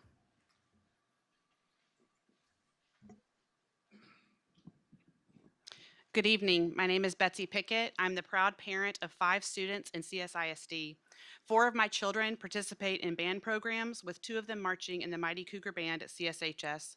I am also the president of the CSHS Band Boosters. I am here tonight to raise awareness about how budget cuts and changes are being communicated to our fine arts staff.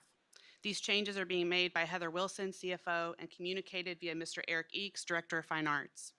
CSHS Band received a significant budget reduction due to changes in state funding.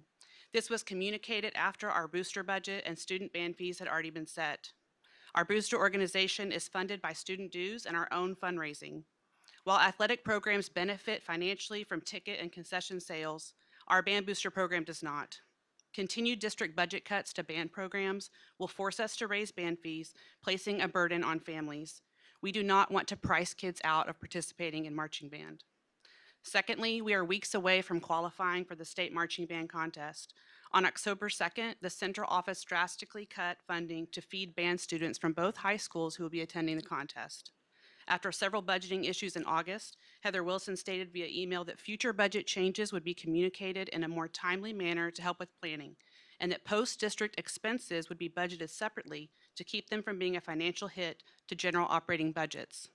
Our band boosters cannot cover these expenses on such short notice. When students experience great success, the result should not be a financial burden placed on families. Thankfully, the district revised the student food budget when we pushed back, but the way it was communicated was untimely and created undue stress and frustration for both our staff and parents. Receiving proper funding for band programs should not require an uprising from parents. Lastly, a director in our program has taken on additional administrative duties and oversight of color guard due to staffing changes made last year. A financial stipend to cover these responsibilities was verbally promised at the end of last school year. Recently, this stipend was taken away for the fall semester because, quote, they'd be working there anyways, and no extra work was being done during the marching season. From what I have personally witnessed, this director has handled the additional administration and oversight of our color guard on a daily basis for 5 months under the guise of receiving a stipend. Failing to compensate staff for work and communicating in this manner shows no regard for the tireless effort of an outstanding music educator. We understand budgets are tight and cuts are necessary, but those need to be communicated in a timely fashion and in a way that honors our dedicated staff. To remain a district of distinction for fine arts, there must be continued financial support for band programs. With the current method of communication on financial decisions, we can't help but feel uneasy about where the next shortfall will be and when it would be communicated to us. Thank you for your time. Thank you. That'll bring us to consent agenda. So I need to let y'all know, Carrie and I were talking, and in the legislative update, Senate Bill 413, meeting minutes and recordings. So when we vote during motions now, we have to do one of two things. Board meeting minutes must include each member's vote. So best practice is to call for a raise of hands or a roll call vote. I would say raise of hands would just be easier instead of me going trustee by trustee. If y'all are okay with that, we're going to roll with that. But that is Senate bill that just passed from this legislative session. So going forward, you know, all those in favor say aye, but then you got to raise your hand with it. So just kind of how that goes. Also, we had a request this morning from Ms. McAdams to pull J1 from the agenda, consent agenda. And so we have done that. And I believe Dr. Harkrider and Mr. Mann have been able to put together a presentation that should suffice and make sense. So we're going to hear that. So that one will be pulled. So if you want to make note of it. All other items are item G, I1, J2, J3, J4, J5, J6, and J7. A motion that we approve the consent agenda. Second. We have a motion by Ms. Ege, a second by Dr. Payne. All those in favor say aye. Aye. All those opposed? Motion carries 7-0. Thank you all very much. That brings us to item J1. Consider approval of the purchase of professional development services from Solution Tree through TIPS Purchasing Cooperative Contract number 220601, the amount of $236,861.80 utilizing the Title II funds. Mr. Mann. Right. Good evening, everybody. Thank you, President Horak, Dr. Harkrider, trustees. I'm very happy to come to you tonight and talk with you about the work we've done with Solution Tree. And so let's just jump right in. There's two major areas that I'm going to talk through, the timeline of the work, and then I'm also going to talk through at a high level the expenditure processes that we've used in this work. So jumping in the timeline from 23-24 is where we begin with the topic at hand. I would be remiss if I didn't just remind the folks that are watching at home, especially that don't always tune into our board meetings, that all of this came out of the work of our strategic plan that was rolled out and developed in the spring of 2021.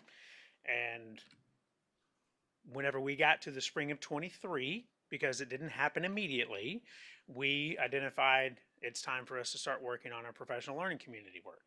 And so then in February of 23, our two executive directors had made contact with Solution Tree and others about possible partnerships. And then we began to evaluate the different proposals from the different companies on the possible partnerships in April. And then in July, we brought to the board our first proposal. Selecting Solution Tree at the time, it ended up being over Corwin, and it's because of the reasons listed here. These were things that we found were very important for us in the proposals, and it is about building collective capacity of continuous improvements for our district and campuses, clarity of purpose in the work, being able to cast a common vision for what we want to accomplish for our students, establish collective commitments, and create and achieve agreed upon goals.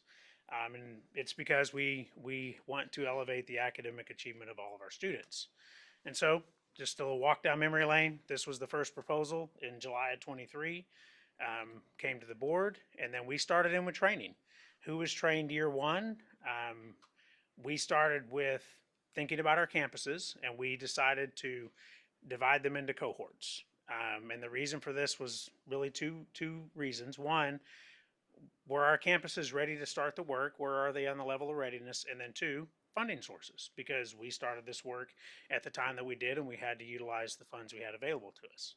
And so in year one, all of our campus principals were trained, regardless of whether or not they were a cohort one or a cohort two.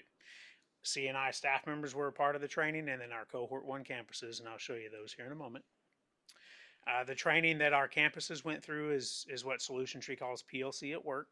And so they do this in what they call an academy model. And so they are 3 2-day sessions, and campuses have their guiding coalition teams come to the trainings. And so the principals identify their folks that are on the staff, and they're anywhere from 6 to 10 or 12, depending upon the size of the school. And then, of course, we purchase whatever associated supplies, materials, books, and whatnot for the training. And so over the course of the year, so starting July 23 through May of 2024, we had 8 days of district team trainings, and so that's our central office staff. We had 7 days with our principals going through training, and then we had our cohort one campuses go through their 6 days in total of training. So 3 sets of 2 days every time they came together, and you can see the cohort one campuses that are identified here. And then that led us into the summer of 2024. And we had 2 cohort sets of campuses. We had our cohort one that had gone through 6 days of PLC at work training. And we had our cohort two that their principals had had some training. They've had all the principal training here, but their guiding coalitions had not gone through training. And so for that summer, we made the decision, we want to send our cohort one campuses to high impact team training. And we want to send all of our cohort two campuses to PLC at work training, because that's the training the cohort one campuses received over the course of the year. And so that summer, the cohort two campuses, which you see listed up here on the screen, were given the opportunity to pick which month they wanted to go, June or July. And they sent their guiding coalitions to the summer institutes, whether it was in Fort Worth or San Antonio or Austin, wherever it was. And so the majority of them picked June, as you can see, and then we had one campus in July, and we had assorted district staff is the best way I know. We had SPED staff and CNI staff go to both, depending upon availabilities of those staff members. And also for our cohort one campuses, they had the high impact team training, and that was only offered in July. And so the teams from those campuses went to that training during that time. So that's the bulk. That is the work that we contracted with Solution Tree, or that we sent people to from the district level during that first year. And so then if we look at 24-25, which is the previous school year, we continued the PLC at work. We also introduced the instructional coach training and development with our instructional coaches. We also introduced behavior solutions work, and then we had individual campus coaching sessions provided for our teams as well. So let's dive into each one of those. PLC at work, you can see in July of 24, we brought it here to the board. We again received proposals from Solution Tree and Corwin, and we again went with Solution Tree because we felt that they best meet our need, and also it was the lower price, which worked out very well. We had our two different cohorts of campuses, and so in conversation with Dr. Harkrider and CNI, so we need to slow down and get everybody on the same page. It's hard to maintain this level of work with having groups of campuses in different places, so we slowed it down. And so our cohort 2 campuses participated in their PLC at Work Academy trainings, and then the cohort 1 campuses just worked on the work. The things that they had learned, they started to really put into motion at their campus. And so these cohort 2 campuses that are listed on the left side of the screen, they went through the same sets of 2 days, so 6 days in total, that the cohort 1 folks went through the prior year, in addition to what they went to over the summer. And then our cohort 1 campuses, they really worked on the work at their campus. And every time that we came together, we did work at the district level with all of our principals, but that's where we were with that work. The instructional coaches, we had K-8 instructional coaches, and so for them, their training was a mix of in-person and virtual training sessions with a Solution Tree associate, and it was ongoing throughout the year. And those were scheduled depending upon the pace and recommendations of Solution Tree, with also the work that we were doing with the ICs. And we purchased whatever associated supplies and materials for that work. This expenditure wasn't brought to the board for approval because it was under the $50,000 limit, so it wasn't something that we called out like we do for these other bigger purchases because they were over the threshold. But we always made sure to share updates and information through the transmittals. Our behavior solutions work started last year, so 24-25 school year.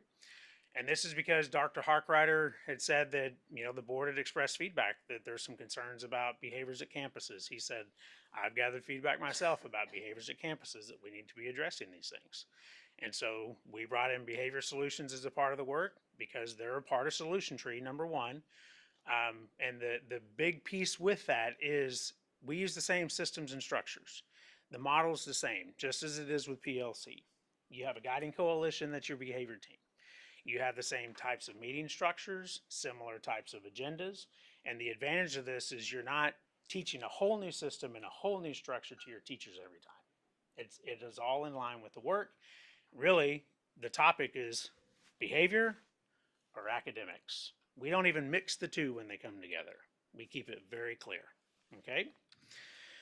Can I ask who's getting the the instruction on the behavioral side?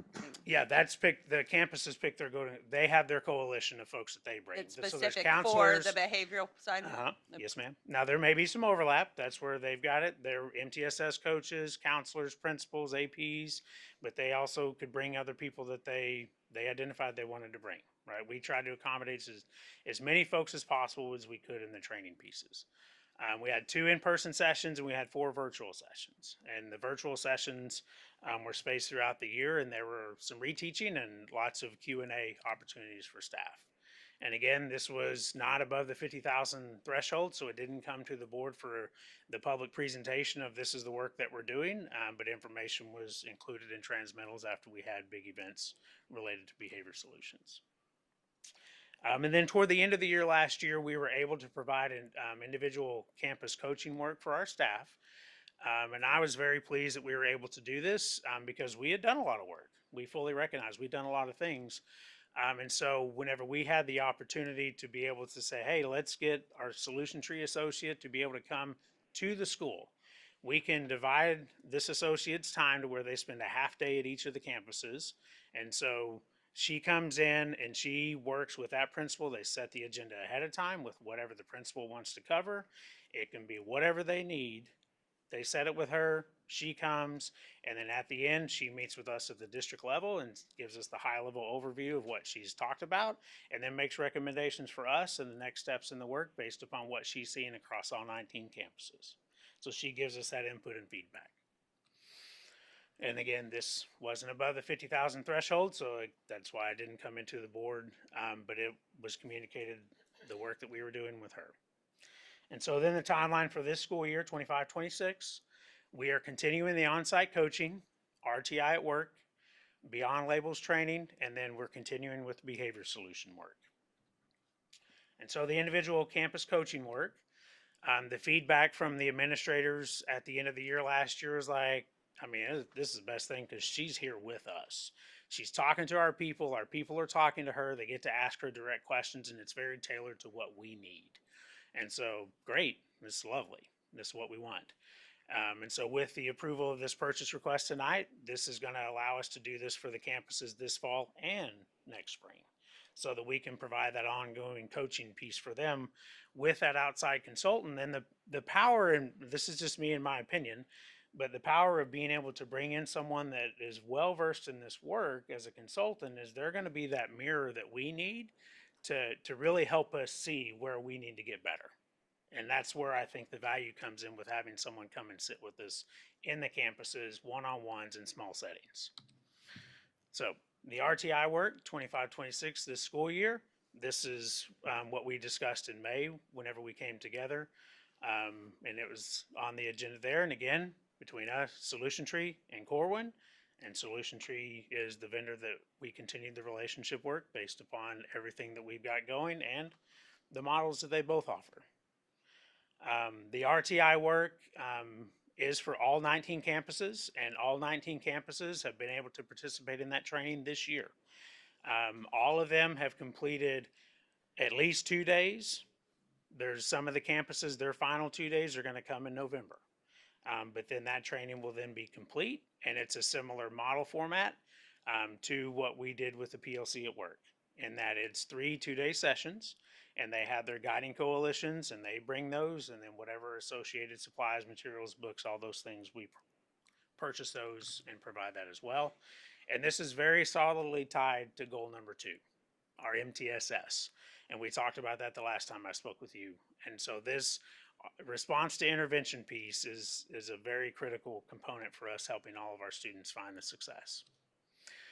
And as a result of our coaching, individual coaching work with our Solution Tree associate, she had made the recommendation to us based upon what she is seeing consistently across campuses is a training that she said is called Beyond Labels. And so she had told us that last year, hey, I think Beyond Labels training would be beneficial for the majority of your staff because it's a mindset. And so the training is centered on the belief that all truly means all, and it challenges educators to remove labels from students and focus on their individual strengths. And so principals were able to bring whoever from their guiding coalitions, their whole guiding coalition, if they were able to get it done, they certainly did that. And we had lots of our special education staff in attendance with those meetings as well. And so we had provided that for them earlier this year. Pardon the interruption. A little dry mouth, allergies today.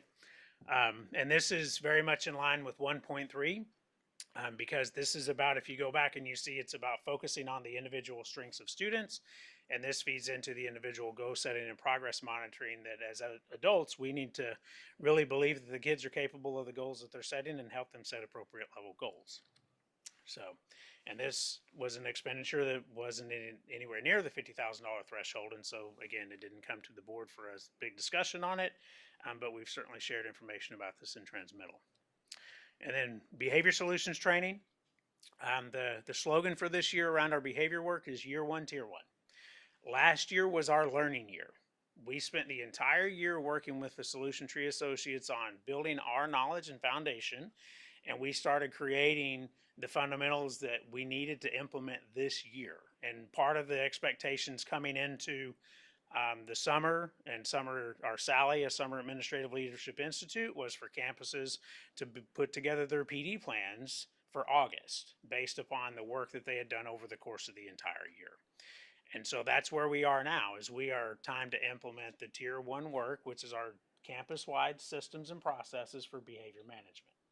And so with the approval of the purchase tonight, it's going to be able to get them additional on-site coaching, Zoom sessions, and all the work that we are needing to continue the work that we've established is something that's been a need for us and been beneficial for us.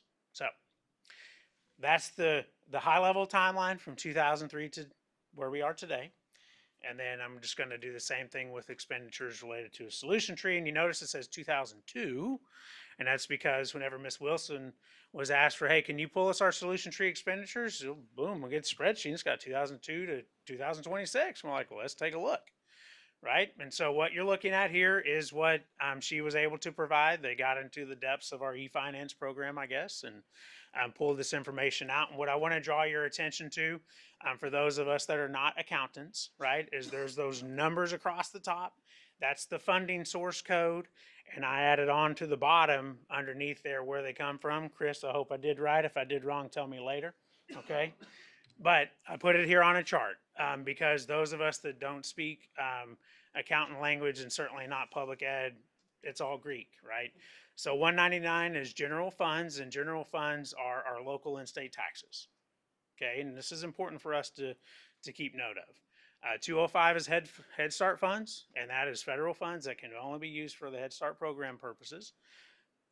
211 are Title I Part A funds, federal funds that are only able to be used for our Title I campus work. 224 are IDEA or Special Education Programming funds, and they're federal funds.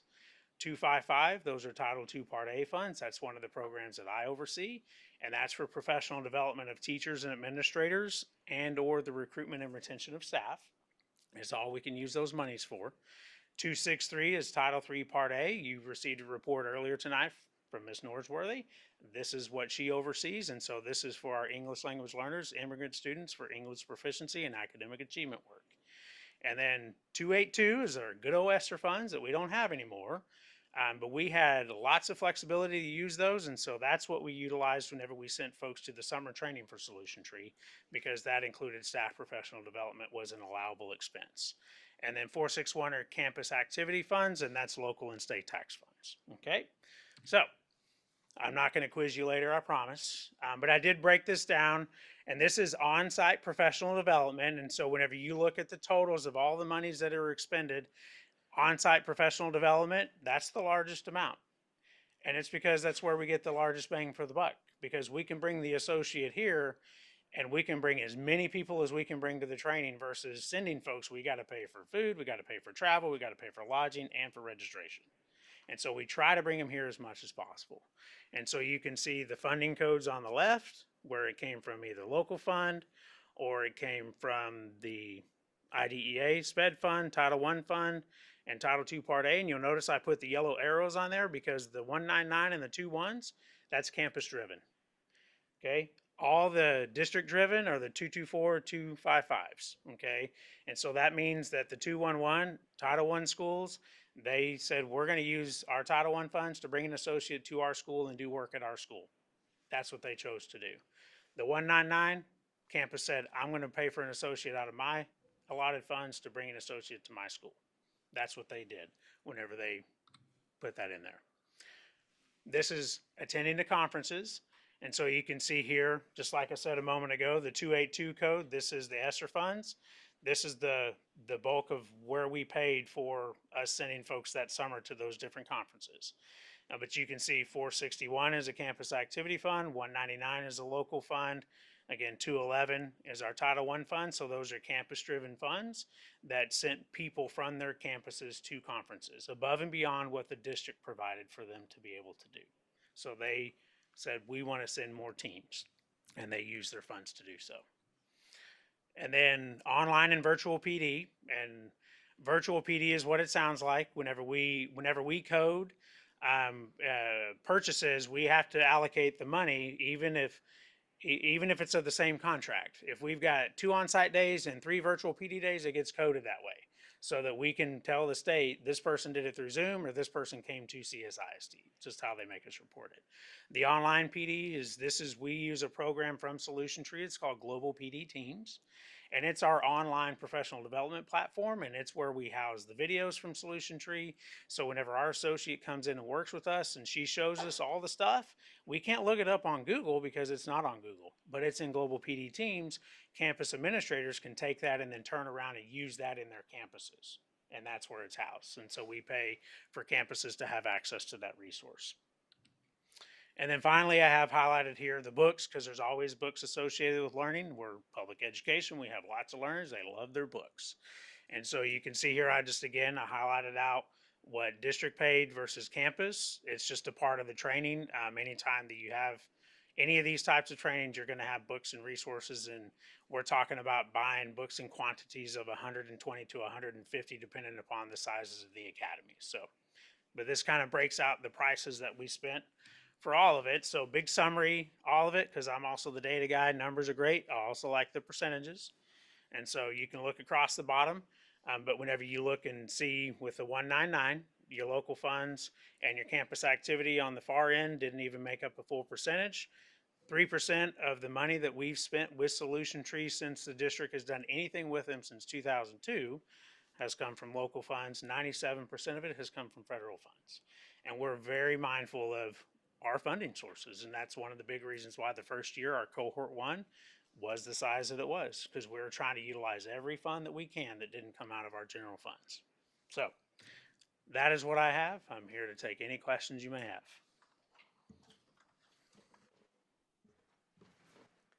We were an overachiever that was above and beyond what I had requested by a long shot, but it is good to see that obviously just all the different courses that have happened over the last 3 years, and there's a whole lot of pieces to the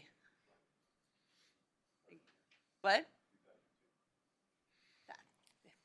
It hasn't been happening. It hasn't been happening every year since then. Not every year since 2002, but particularly the program, the courses you went over starting in 2023 with the PLCs, and it is more than just the classroom PLCs. And I mean, yes, the behavioral part is to me a welcome addition, but it is. Part of why I asked for the overall money spent was just the fact that we see little bits at a time, and I wanted to be able to see the overall spending of it and where it's coming from, which is federal funds. But for instance, what else could you spend this Title II funding on, or some of the other federal funds besides professional development? That's part of what we evaluate every year, and we do it based on our needs assessment. That's one of the things you'll see in either May or June, depending upon whenever they decide to tell us when they're going to give us funds. We'll bring it to DEIC with our list of these are the things we propose to spend it on. But depending upon the fund source, it depends on the areas, and it ranges anywhere from PD to whatever supports or supplies that we're allowed to buy. There's so many rules that we just have to be in compliance with them. And Title II particularly, majority is professional development, is that? Yes, for this particular conversation, the majority of it, you can see Title II has been the major lift for this. But we've also received, and I mean, every year we've had the same or steady increase in our Title II fund allocations from the federal government. So we're trying to maximize everything we get. And just so you know, we were able to provide the on-site coaching.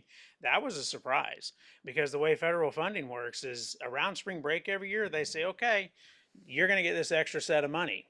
And so you have to spend it before the end of the year. And sometimes it's really hard to spend $120,000 or $150,000 at the end of the year, but we do our best. We work hard, we ask principals, we do these things, and we say, okay, what can we do? We buy whatever resources, whatever supplies. And so anything related to onboarding, anything related to teacher development, principal development. 2 of our principals are not here this evening because they're at N2 learning training. And so we fund that out of Title II funds. I mean, we have a whole list of things that we use Title II funds for. So just to be clear, because I think sometimes too, like a lot of us that don't know a lot about school finance, you can throw a number up there, and we can also hear that, we have budget cuts in other areas and things like that. And so it can be concerning. But just to be clear, we're talking about spending a pot of money that is designated specifically for professional development. Yes. The exact kind of things that, we're trying to do with Solution Tree, that is supporting our teachers to help them to be able to do some of the things that we're asking them to do, right? Correct. So it's not money that could have gone to cover band buses or whatever else it might have been, teacher raises or things like that, right? Correct. Okay. Yes. I just want to say, I really appreciate the timeline, because this started before I got on the board, and quite frankly, this program and the need for it started before we hired Dr. Harkrider, correct? If I'm understanding the Yeah, it was in, timeline? if you go back and see, the month he was approved was the month of the first contract. So the prior administration felt like this was an important program. Yeah, we were rolling this direction. Do you know why and I don't know if we'll get that. Do you know why Solution Tree, besides just looking at between the two proposals, Mhm. why was Solution Tree the one that we went with? I mean, I will speak for myself, and as a part of all the conversations with him. One of the things that was important to us, especially coming out of COVID, was we didn't want virtual. We wanted to have somebody come here, and at the time, the others were still only doing virtual. The majority of the other proposals have folks that come from out of state. Solution Tree has a lot of associates in the state of Texas. And the one that works with us in particular is a retired Texas educator that's been in Texas her entire career, and is very well versed on what we do with them. But they've been in this game for a long time. Richard DeFore, if you read anything about anything related to PLC, you'll hear, oh, it's DeFore and his 4 questions. Well, that's what this is based off of. It is decades, and that's the thing. This has been in place since the 90s. Like, I hate to say it, but we're in 2025. This is not new stuff. You can research it. It has been like since 97. This stuff's been out there. And Solution Tree adopted it. They put it into schools and put it into actions, and we're here. So, to answer your question shortly, they have a solid system and structure in place that resonates with us, and they have Texas educators or familiar Texas educators that we want to hear from them because they know our struggles. So this is going back a little ways, but back, I guess myself, Ms. McAdams, Mr. Horak were probably the only ones on the board at the time, and Mr. Martindale was the superintendent. And the school board, community members, the administration put in a lot of work to develop a strategic plan for CSISD. And one of my main concerns when we did that in 2021 was that so many organizations create strategic plans and then it falls by the wayside. And that was my concern. We're going to spend all this time, this money to do this, and then what's going to happen. And the number one goal from that our community put together for CSISD was that CSISD will enhance instructional practices by implementing innovative and personalized learning experiences. The second goal was that we would elevate the academic outcomes of historically underperforming student groups. And when you look at the 6 years that I've been on the board, that goal number 2 has been something that we have drastically needed to do something different to improve those outcomes. And when Mr. Martindale and his administration, beginning in 21, 22 up to 23, started using Solution Tree and started using these types of programs more commonly, the board was all on board with it. Because it was, I think, in the workshop, Dr. Payne made a comment about being innovative, doing something different, and that's what this does.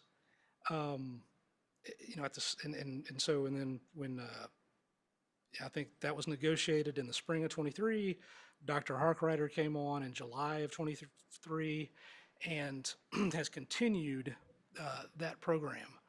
And so I think, obviously $200 and something thousand is a lot of money. But for us to continue on this process that our community started in 2021, I am absolutely in favor of doing this. Mr. Your expertise and the comments that you've made, I think are important. At the same time, as I'm leaving the board, innovation is good. Doing something different to try to achieve a goal, whatever our strategic goals were, is good. But we do need to, in a couple of years or whenever, for those of you that are on the board, evaluate. And hey, is this helped us reach the goals that we established the strategic plan? But right now, I think we should and we have to continue on with what we started in 2021. And so I think that continuing on Solution Tree this year is a great idea. Just keep in mind, you're leaving. You can't tell us what to do anymore, Josh.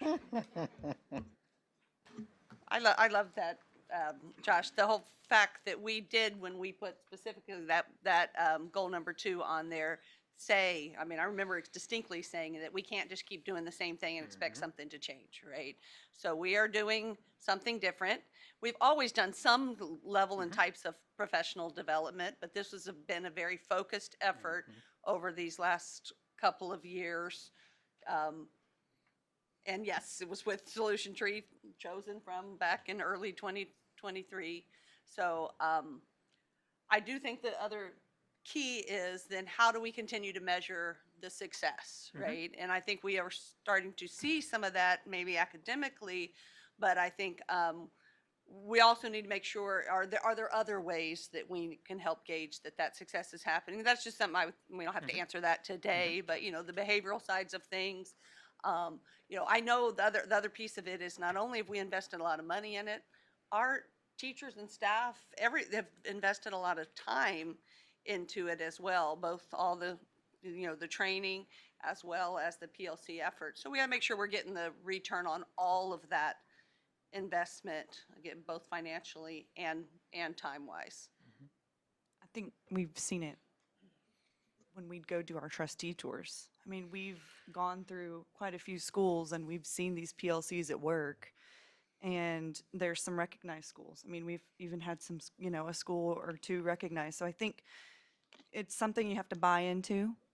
And this isn't going to happen overnight. So I think I can appreciate the fact that they're continuing to analyze and see how these plans and PLCs are growing. So I think, it's not something that's just going to happen overnight. But as trustees, we have been right there in the room with them and we have seen the success. So, and it is helping kids. We've seen the numbers this year. Systemic change is at least a 3 to 5 year process. Everybody's chasing the next great thing. What is the new package? There's nothing that frustrates administrators and teachers more than the next new thing that you roll out every August and you have zero consistency in your program. That's why we had folks push back the first year, because I was new. What's the next new thing? And we made the promise, this is it. We're going to do the same thing next year. And so we're starting to get buy-in and trust because it's not a fly-by-night scenario. The beyond labels, the RTI, it all goes together. We're all speaking the same language. So it's not really that teachers are having to learn new things to do. They're learning to do things differently. And that's why we saw, and I told you guys when we got results this last year, gains were much higher than I anticipated just because it was year one, which tells me the teachers are bought into it. If you look at some of the information that Jeff put up on campus expenditures, we're not telling campus principals, hey, you've got to go hire Solution Tree and bring them into your campus. They're seeking that out. They're having those conversations. Why? Because they see the value. They see the value, they see that their teachers are learning, they see that their kids are doing better. And so that's when the process gets going. And as we get better in some of these areas, we don't need the services anymore because our team leads the services as we move forward. So it's a method of, it's self-sustainable when your staff is trained and bought in on it. It's not something you have to continue to do. We move forward into the next step. And so, Jeff, you did a great job on the presentation. Our campus administration and instructional coaches have done a wonderful job of leading this process. And our teachers have done a great job of working hard through some of the ups and downs and getting comfortable in a new way of thinking and planning. And the results speak for themselves. They're doing a great job.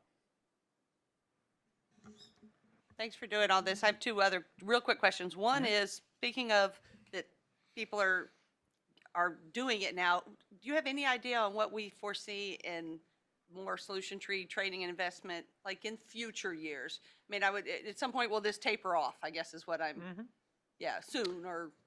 Yeah, that's basically what I just explained. That's what you, yes. It will. It also will based on the needs of our campuses.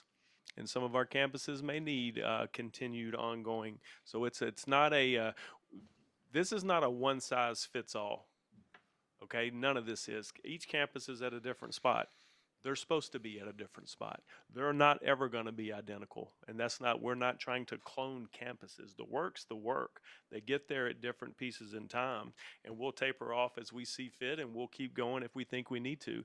What we judge it on, plain and simple, student learning. Are we continuing to raise the bar and moving the needle? Is the staff bought in? And where we see right now, there's momentum, there's enthusiasm, kids are growing, kids are learning, and teachers are getting more comfortable sharing, talking, planning, and working together.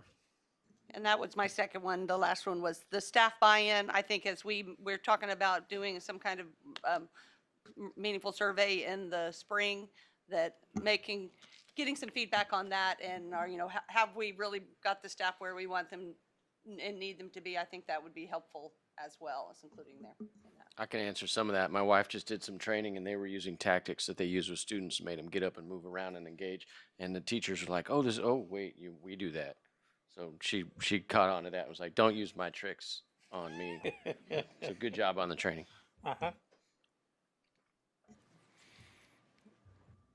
Everybody good? Jeff, I appreciate you getting this together on short notice. I think 8 hours.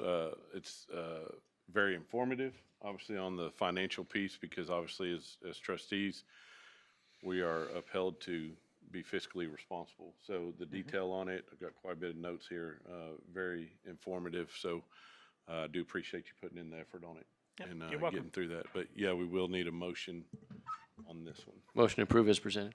Second. Motion by Dr. Payne, second by Ms. Wilson. All those in favor say aye. Aye. All those opposed? Motion carries 7-0. And I think that's it. That'll bring us to the end. Everybody wish Miss Wilson good luck. I don't know if we'll see her in the next few weeks, but we wish you the best of luck in your next endeavor. Y'all have a great night. Thank y'all for being here.